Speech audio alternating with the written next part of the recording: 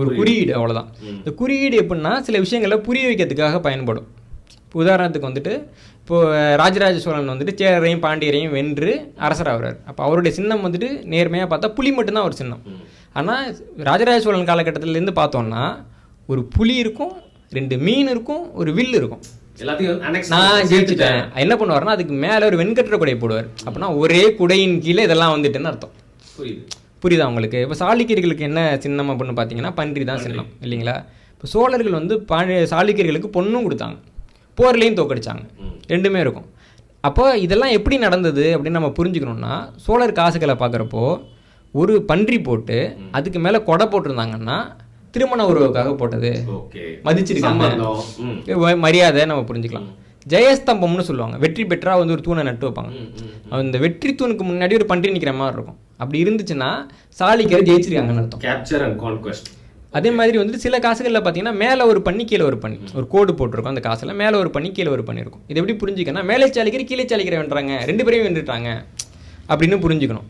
இப்போ வந்து சில காசில் வந்துட்டு இவ்வளோ இருக்குது. அப்போ குறியீடு என்னென்னா யார் யாரை ஜெயிச்சாங்க. இப்போ முருகன் போயிட்டு இப்போ மயில் இருக்குல்ல, அது முருகனோட சின்னம் கிடையாது, கதையிலே இருக்கும். முருகனுக்கு வந்துட்டு கந்தனுக்கு கவனம் வந்து காலு கீழே அப்படின்ற மாதிரி சொல்லுவாங்க. ஏன்னா மயில் எப்போ வேணாலும் அவரை வாரி விடும். ஏன் என்னன்னா மயில் வந்து முருகனோட குறியீடு கிடையாது. மயிலை முருகன் வந்து கட்டிப்படுத்தி வச்சிருக்காருன்னு தான் கதை. இப்போ வந்து எட்டுக்குடின்னு ஒரு ஊர் இருக்குல்ல, அதுக்கு வந்துட்டு பழைய பேர் எட்டிப்பிடின்னு சொல்லுவாங்க. முருகனை வந்து இந்த மயிலை வந்துட்டு கவுத்து விட்டு போச்சு, அந்த மயிலை எட்டி பிடிச்சாரு அப்படின்னு. அப்போது எப்பயுமே வந்துட்டு ஒருத்தவங்க இன்னொருத்தவங்களை வெல்லும் பொழுது வென்றவர்கள் தோற்றவர்களுடைய சின்னங்களை எடுத்துக்கொள்வார்கள்.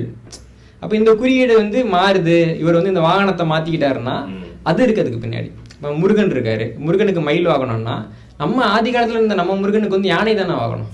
கோயிலில் பார்க்குறப்ப யானை தானே இருக்குது இல்லைங்களா? அப்போ எப்போ யானை வாகனமாக இருந்தது, எப்போ மயில் வாகனமாக இருந்தது, எப்போ வந்து சேவல் வாகனமாக மாறுது.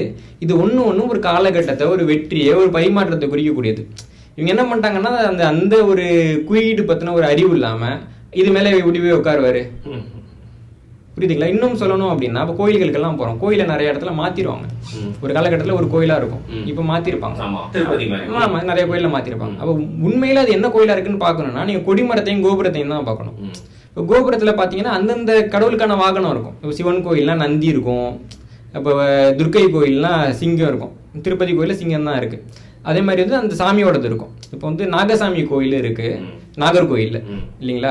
அங்கே போனீங்கன்னா பெருமாள் கோயில்னா சொல்லி இன்னைக்கு வரைக்கும் சொல்கிறாங்க. இந்த அனந்த பத்மநாபன் இருக்கிற மாதிரிலாம் சொல்லி அப்படி சொல்லுவாங்க. ஆனால் கொடிமரத்துக்கு போய் பார்த்தீங்கன்னா அங்கே வந்து ஆமை இருக்கும். ஆமை வந்துட்டு நாகராஜாவோட வாகனம். அதை வச்சு தான் நம்ம கண்டுபிடிக்கிறோம் நாகராஜா கோயில்ன்ட்டு. இப்போ இந்த மாதிரி வந்துட்டு ஒவ்வொரு நாட்டிலையும் என்ன பண்ணுறாங்கன்னா சிம்பிளை வந்து ஸ்டடி பண்ணுறாங்க. அதுக்கு